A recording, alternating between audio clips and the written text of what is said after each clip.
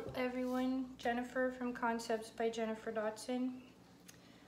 Today I'm going to be making my favorite kimchi recipe. I studied kimchi after I was at Walmart and I saw kimchi for sale. And I tasted it and I really liked it, but I just felt like I could make it myself instead of paying $5 for a little jar of kimchi, because I ate a lot of it in my soups with my rice. And I like making stuff myself, so I thought I would research the history of kimchi before I started making it. So long story short, I watched a long documentary on the history of kimchi, so I wanted to make my kimchi as close to the Korean recipe as possible. So I searched for ingredients. So on this documentary, I learned this is the best red pepper to buy yours with. I will post this in the link. I did get it off of Amazon. So that's the red pepper they use. This is the sea salt from the ocean by Korea. Of course, Napa cabbages, some green onions, shrimp paste, because this is part of the traditional recipe, ginger, and a little water. So I'm going to start off by, this is 1/4 of a cup of the sea salt over here. And what I'm going to do is quarter these cabbages. So I'm doing my recipe with 2, but you can do yours with 1 or more. I'm making a bigger batch because I eat a lot of it and my kids like it too. So this is how you quarter your cabbage for it. You just put your knife down in the middle and then go out. Then the rest of it should break open. It should pull apart. Now, the traditional kimchi recipe, it calls for you to put the mixture in between every leaf.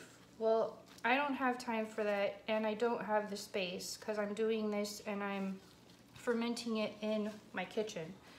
So what I'm doing is the accelerated process to where you can eat your kimchi in about 2 days.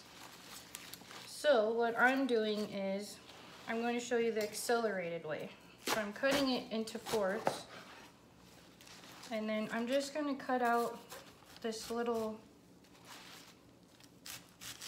middle part right here that gets all hard and nobody really wants to eat that. I'm going to discard that part.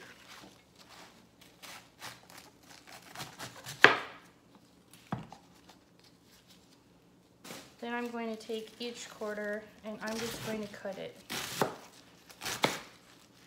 into big chunks. Then I'm going to spread it around in my bowl.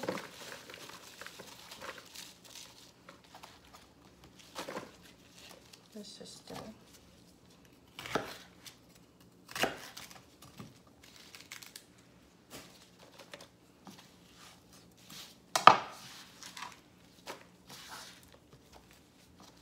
Then I'm going to cut this one into chunks.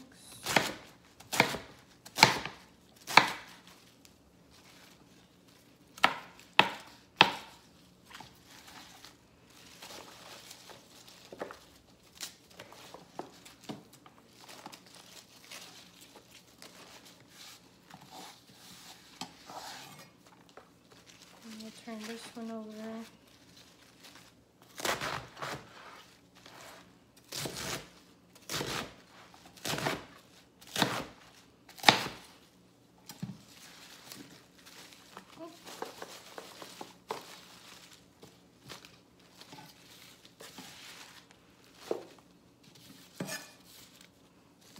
So I'm going to do one bowl at a time because I can't fit any more cabbage in here.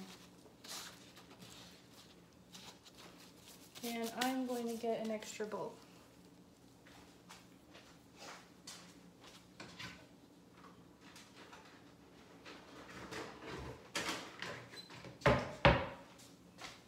Sorry about that. So what we're going to do is we're going to take our salt and our cabbage leaves and kind of spread them apart and sprinkle little amounts. Just kind of push it together. Take some more cabbage leaves.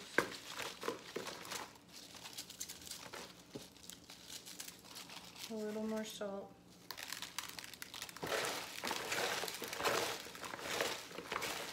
Now this salt is going to break down the water in these leaves. It's going to turn into, they're going to be pliable and soft.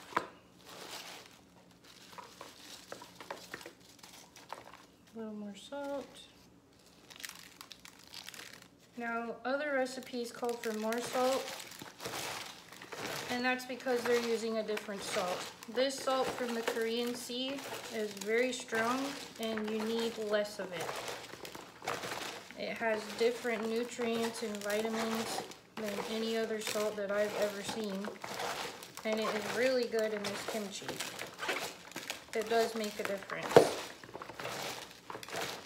So we're gonna add some more.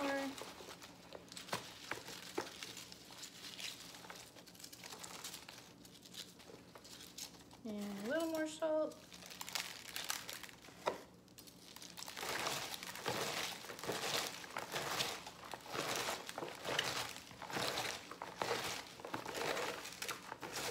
Now the salt does fall to the bottom, so you do want to get that from down there.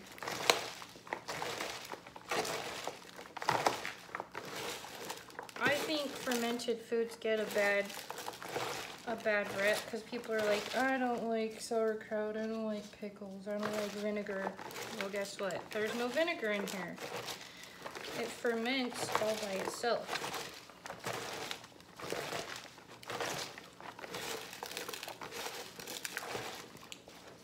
So this bowl I'm going to set to the side, and I'm going to start working on this one.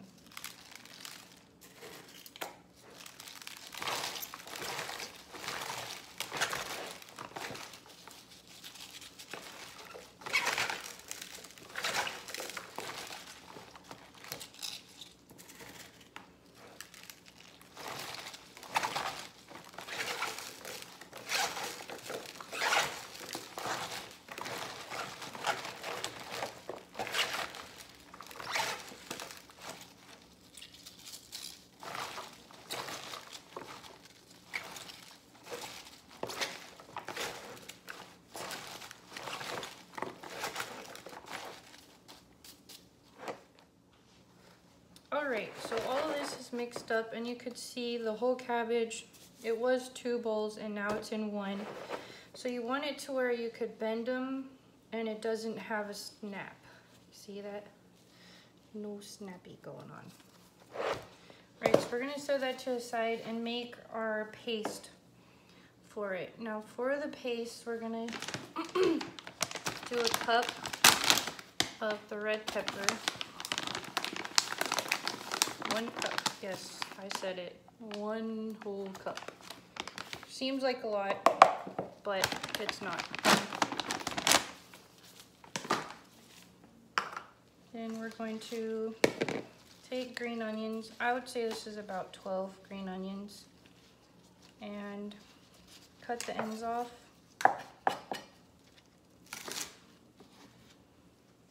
And then I like to cut them into about 1.5 inches size, because that's what you're going to be eating into. Stick those in with your red peppers, and you're going to take your ginger and grate it.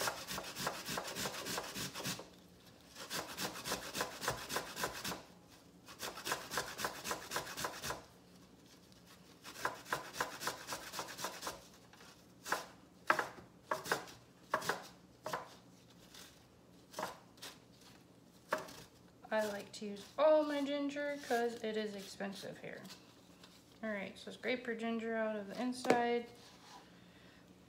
Put all your ginger in. That was about 2 inches of ginger. I peeled the skin off. And then you just grate it. And stick it in there.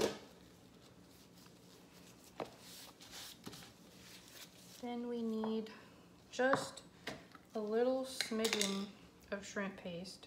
When I say smidgen, I mean little bit. Unless you want it very fishy, which nobody in my house really likes it fishy, so that's that. So we're gonna add about 6 large cloves of garlic, but you wanna grate them down also like you did the ginger.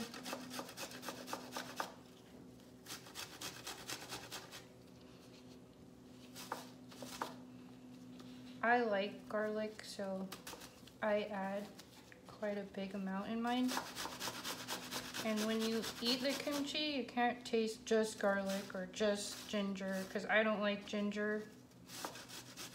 And my kids don't like ginger or spiciness, but they all go together and work somehow.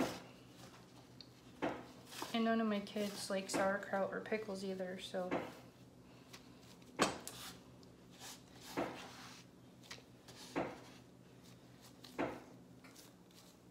Don't mind my refrigerator making crazy noises behind me. I'm gonna get all the garlic off of there. Then we're just gonna put a little amount of water to get this going.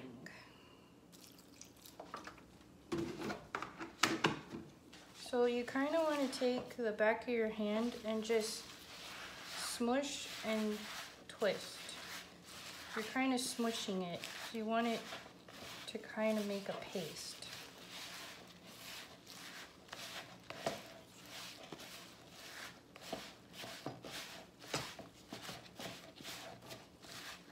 I'm smushing all this together, and as you can see, it is forming a paste.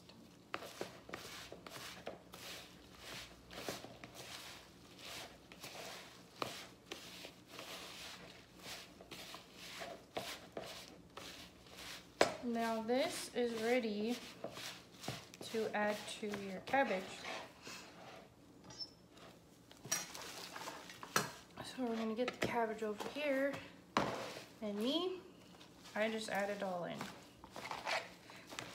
And smush and turn, just like you did with the cabbage before. Just work it in there.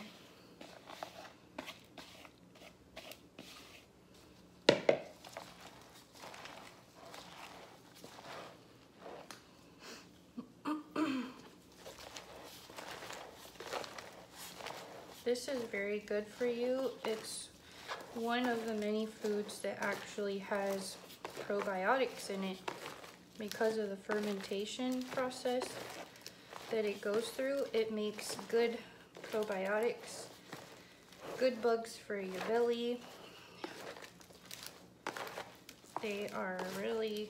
Probiotics are really good for you. And this is one way to get them in. I put this in my soups, my basmati rice. I eat it by itself because I'm always like craving kimchi. Make sure to get down here at the bottom.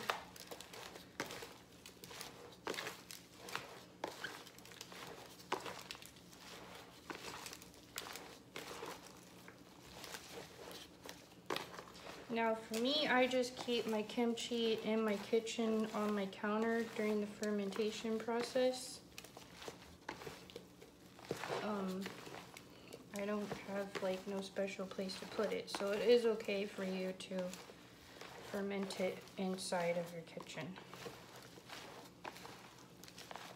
Alright, so this looks pretty mixed well together. So I'm going to get my container that I'm going to ferment it in. And all you do is stick it in there.